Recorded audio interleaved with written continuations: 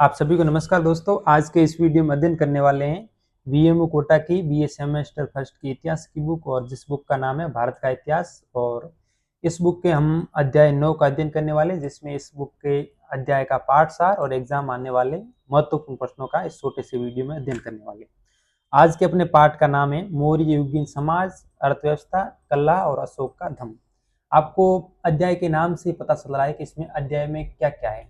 अध्याय में मौर्य युगीन समाज है, अर्थव्यवस्था है, कला है और अशोक का धम्म। पहले इनका हम शॉर्ट रूप सार पढ़ लेते ताकि आपको प्रश्न समझने में आसानी होगी। मौर्य साम्राज्य की स्थापना चंद्रगुप्त मौर्य ने की। इस युग में समाज, अर्थव्यवस्था, कला और धर्म के क्षेत्रों में उल्लेखनीय परिवर्तन हुए। अशोक इस वंश के सबसे प्रसिद्ध शासकों में एक थे, जिन्होंने बुद्ध धर्म को अपनाकर धर्म के सिद्धांतों का व्यापक प्रसार किया। सबसे पहले आप देख लेते हैं इनके मेन पाठसार के पॉइंट।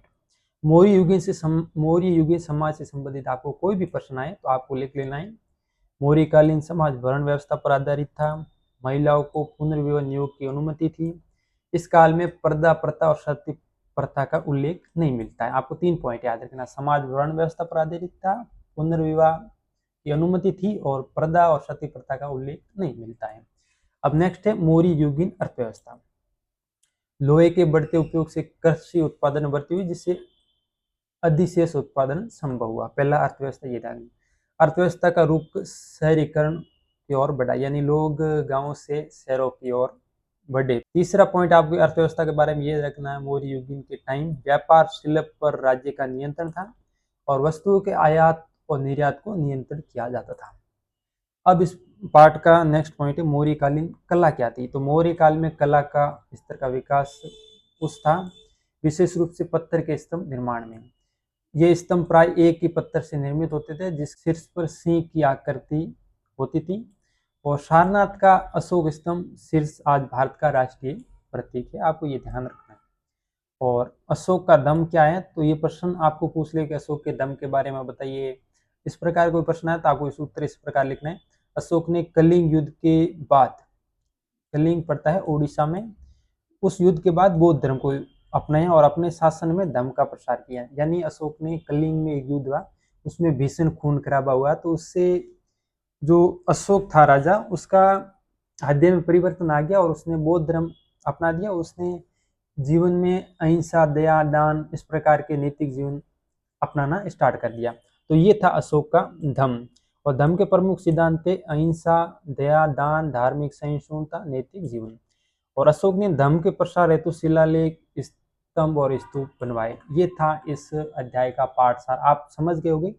मौर्यकालीन समाज, अर्थव्यवस्था, कला और अशोक का धम्म। समाज वर्ण व्यवस्था पर आधारित था, अर्थव्यवस्था कृषि पर आधारित ऐसे याद रखते थे, और मौर्य कला में विकास बहुत बढ़िया हुआ था, स्तंभों का निर्माण हुआ था। अशोक का धम्म जो कलिंग युद्ध हुआ था उड़ीसा में पड़ता, उसमें उसके बाद अशोक ने बौद्ध धर्म अपना दिया था और अपने जीवन में अशोक ने अहिंसा, दया, दान और नैतिक जीवन ऐसे सिद्धांत अपना दिए थे। ये अशोक के दम थे, ये थे इसका पाठ सार। अब देख लेते हैं इस पाठ से एग्जाम में किस प्रकार प्रश्न आते हैं, आपको उत्तर किस प्रकार लिखना है। और इस वीडियो में मैंने प्रश्न लिए वो वीएमओ कोटा के जो ओल्ड पेपर होते हैं उसमें से उठाए, और ये एग्जाम आने की दृष्टि से महत्वपूर्ण प्रश्न है। और प्रश्न को एग्जामिनर किसी भी प्रकार पूछ सकता है। नीतिसार पुस्तक किसने लिखी, ये अपना आज का पहला प्रश्न है। नीतिसार पुस्तक है, ये एक संस्कृत ग्रंथ है, और किसने लिखी, तो कामदक ने लिखी। और नीतिसार, जिसे राजनीति का सार भी कहा जाता है, एक प्राचीन भारतीय ग्रंथ है जो राजनीतिक शासन कला नैतिकता पर लिखा गया। दूसरा प्रश्न है झांसी क्यों प्रसिद्ध है। तो झांसी अपने प्राचीन बौद्ध स्तूपों, अशोक स्तंभों और कलात्मक प्रवेश द्वारों के लिए प्रसिद्ध है। ये मध्य प्रदेश का एक महत्वपूर्ण ऐतिहासिक पुरातात्विक स्थल है जो बौद्ध धर्म और भारतीय कला के इतिहास को दर्शाता है। अब ये प्रश्न आ गया तीसरा, अशोक के धम्म को परिभाषित कीजिए, या धम्म के स्वरूप के बारे में आप क्या जानते हैं। तो इसका उत्तर है अशोक का धम्म वो आचार संहिता जिसमें सम्राट अशोक ने अपनी प्रजा के नैतिक उत्थान, आपसी प्रेम, सहिष्णुता, सत्य, अहिंसा और पवित्र आचरण को बढ़ावा देने के लिए अपनाया था। धम्म में वो संस्कृत शब्द है, धर्म का प्राकृत रूप है, जिसका अर्थ है धारण करना या धारण करने योग्य। यानी अशोक ने जो कलिंग का युद्ध हुआ उसके बाद बौद्ध धर्म अपना लिया, और उसके बाद इसने अशोक एक धम्म के जो सार आचार संहिता उसका पालन करना स्टार्ट कर दिया। तो बौद्ध धर्म में धम्म का अर्थ है बुद्ध के उपदेशों, शिक्षाओं का मार्ग जो एक व्यक्ति को नैतिक और धार्मिक जीवन जीने में मदद करता है। अशोक के धम्म में नैतिकता, दया, दान, सत्य और सभी जीवित प्राणियों के प्रति समान गुणों पर जोर देता है। धर्म का स्वरूप पूछे तो आपको ये लिखना है। पहला स्वरूप है नैतिकता, दूसरा सामाजिक कल्याण, सहिष्णुता और सत्यनिष्ठा, दान, माता पिता और बड़ों का सम्मान करना और गुरुजनों के प्रति आदर करना, ये है धर्म का स्वरूप। अब नेक्स्ट प्रश्न देख लेते हैं। मौर्य युगीन स्थापत्य कला पर लेख लिखिए। ये बहुत इंपोर्टेंट प्रश्न है और आपको याद रख के भी जाना है। मौर्य स्थापत्य कला। मौर्य काल में वास्तु कला में अनेक नवीनताएं जिनमें अशोक स्तंभ, स्तूप और गुफाएं प्रमुख है। इसकी मुख्य विशेषता ये है। अशोक स्तंभ। मौर्य काल की सबसे प्रसिद्ध कलाकृतियों में अशोक स्तंभ शामिल है।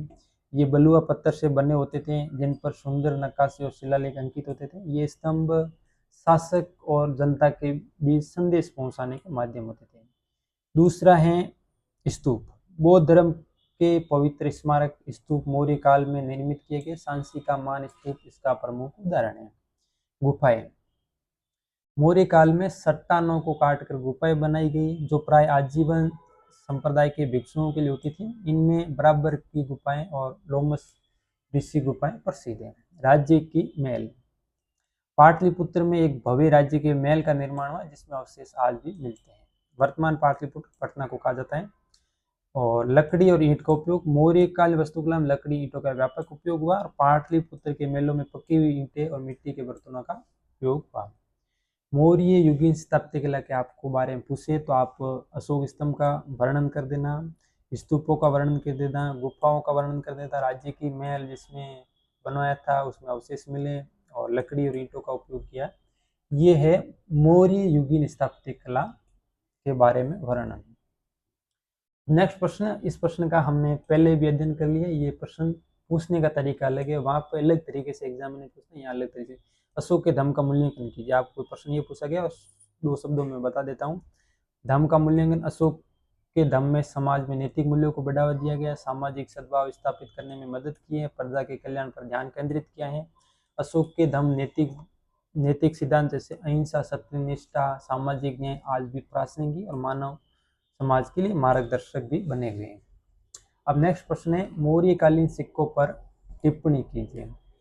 मौर्य काल में जो सिक्के थे उन पर आपको टिप्पणी करनी है। तो मौर्यकालीन सिक्के जिन्हें आठ सिक्के भी कहा जाता है, मौर्य साम्राज्य के दौरान उपयोग किए जाने वाले सिक्के थे। ये मुख्य रूप से चांदी और तांबे के बने हुए होते थे और इन पर विभिन्न प्रकार के प्रतीक जैसे हाथी, मोर, सिंह अंकित होते थे। ये सिक्के व्यापार और आर्थिक गतिविधियों को सुविधाजनक के लिए महत्वपूर्ण निभाते थे। मौर्यकालीन सिक्कों की आपको विशेषता भी पूछ ले। प्रश्न कभी ऐसे मौर्यकाल सिक्कों में टिप्पणी लिखते हुए इसकी विशेषता बताइए, या छोटे वाले प्रश्नों में ऐसे भी पूछ सकते हैं कि मौर्यकालीन सिक्कों की कोई 2 विशेषता बताइए। तो आपको विशेषता याद रखनी मौर्यकालीन सिक्कों की क्या थी। सबसे पहली विशेषता ये थी मौर्यकालीन सिक्के मुख्य रूप से चांदी और तांबे के बने हुए होते थे और इन सिक्कों पर विभिन्न प्रकार के प्रतीक उभरे हुए होते थे। जैसे सिक्कों पर बने प्रतीकों में हाथी है, मोर है, सिंह है, सूर्य, चंद्र, पीतल का पत्ता, अर्धचंद्र आदि शामिल थे। और मौर्यकालीन सिक्के व्यापार और आर्थिक गतिविधियों को सुविधाजनक बनाने में महत्वपूर्ण थे। ये आपको सरल भाषा की जो मौर्यकालीन सिक्कों की विशेषता याद रखनी है। चांदी के बने हुए होते थे और इन पर हाथी, मोर जो प्रतीक उभरे हुए होते थे और ये व्यापार आर्थिक गतिविधियों जो सुविधाजनक माने जाते थे। अब नेक्स्ट प्रश्न है और इस प्रश्न का उत्तर शायद हमने पाठ 4 में पढ़ लिया और यहाँ भी देख लेते हैं। विस्तृत वर्णन। मौर्यकालीन सामाजिक आर्थिक स्थिति का मूल्यांकन कीजिए। ये साम्राज्य अपने समय में काफी उन्नत था। सामाजिक रूप से वर्णाश्रम व्यवस्था मौजूद थी, लेकिन अशोक के शासनकाल में सामाजिक सुधार, धार्मिक सहिष्णुता पर जोर दिया गया। आर्थिक रूप से कृषि, व्यापार, उद्योग फले फूले। राज्य ने अर्थव्यवस्था को मजबूत करने के लिए कई कदम उठाए। पहले पढ़ लेते हैं मौर्यकालीन सामाजिक स्थिति का वर्णन। मौर्य काल में समाज था वो वर्ण व्यवस्था पर आधारित था जिसमें 4 वर्ण थे, ब्राह्मण, क्षत्रिय, वैश्य और शूद्र। इनमें विभाजित था। सामाजिक सुधार। तो इस काल में अहिंसा, धर्म और सहिष्णुता को बढ़ावा दी। महिलाओं की स्थिति। तो मौर्य काल में महिलाओं को शिक्षा और संपत्ति का अधिकार था। दास प्रथा। मौर्य काल में दास प्रथा भी मौजूद थी, लेकिन कौटिल्य के अर्थशास्त्र में दासों के साथ मानवीय व्यवहार का उल्लेख मिलता है। मोटा मोटा आपको ये याद रखना है, मौर्यकालीन सामाजिक व्यवस्था में समाज वर्ण व्यवस्था पर आधारित था, सामाजिक सुधार खूब है, महिलाओं की स्थिति बढ़िया थी, शिक्षा संपत्ति का अधिकार था और दास प्रथा मौजूद थी। अब देख लेते हैं मौर्यकालीन आर्थिक स्थिति। तो मौर्य काल में कृषि इनका मुख्य व्यवसाय था, व्यापार का विकास भी खूब हुआ, पाटलिपुत्र जैसे बड़े शहर व्यापार और वाणिज्य के केंद्र थे, उद्योग के मामले में बहुत बढ़िया थे, उद्योग विकसित खूब है, राजस्व राज्य की आय का प्रमुख स्रोत कृषि था और मुद्रा मौर्य काल में चांदी के सिक्कों का उपयोग होता था। ये आपको मोटा मोटा याद रखना है।